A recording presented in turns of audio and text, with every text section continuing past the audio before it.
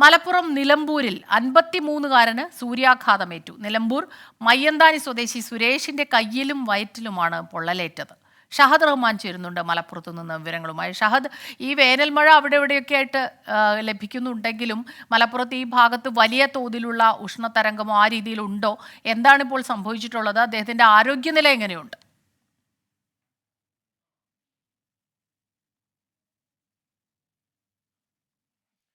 ഷഹദ് റഹ്മാനാണ് ഈ വാർത്തയുടെ വിശദാംശങ്ങളുമായി നിലമ്പൂരിൽ നിന്ന് ചേരുന്നത്. നിലമ്പൂരിൽ 53-കാരന് സൂര്യാഘാതമേറ്റു.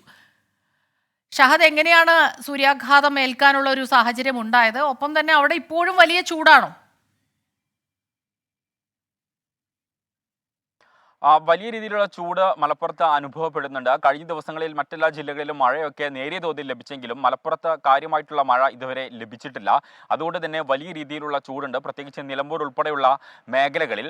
അങ്ങനെയാണ് കഴിഞ്ഞ ദിവസം ഈ 54-കാരന് സൂര്യാഘാതം ഏൽക്കുന്നത്. അയാൾ നടന്നു പോകുന്ന ഘട്ടത്തിലാണ് കൈക്ക് ആദ്യഘട്ടത്തിൽ ഇത്തരത്തിൽ വലിയ ചൂട് അനുഭവപ്പെട്ടത്. പിന്നീട് ഇത് കഴുകി വൃത്തിയാക്കുകയായിരുന്നു.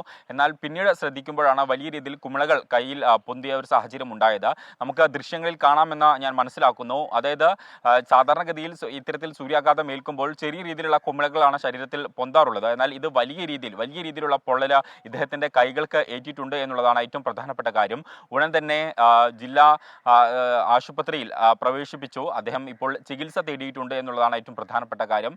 മറ്റ് ആരോഗ്യകരമായി മറ്റ് ബുദ്ധിമുട്ടുകളൊന്നും തന്നെ നിലവിലെ സാഹചര്യത്തിൽ ഇല്ല എന്നുള്ളതും ഏറ്റവും ആശ്വാസം നിറഞ്ഞ ഒരു കാര്യമാണ്. എന്തായാലും ജില്ലയിൽ ചൂട് വലിയ രീതിയിൽ ഇപ്പോഴും നിലനിൽക്കുന്നുണ്ട്. പ്രത്യേകിച്ച് ഈ ഉച്ച സമയത്തൊക്കെ വലിയ രീതിയിലുള്ള ചൂടാണ്. അതുകൊണ്ട് തന്നെ മുന്നറിയിപ്പുകൾ പലതവണയായി ജില്ലാ ഭരണകൂടവും ആരോഗ്യവകുപ്പും ഒക്കെ പുറത്തിറക്കുന്നുണ്ട്. പക്ഷേ എങ്കിൽ പോലും ഇത്തരത്തിൽ സാധാരണഗതിയിൽ പുറത്തിറങ്ങി പോകുന്ന ആളുകൾക്കാണ് ഇത്തരത്തിൽ സൂര്യാഘാതം ഏൽക്കുന്നത്. വാർത്തയുടെ വിശദാംശങ്ങളുമായി ചേർന്നത്.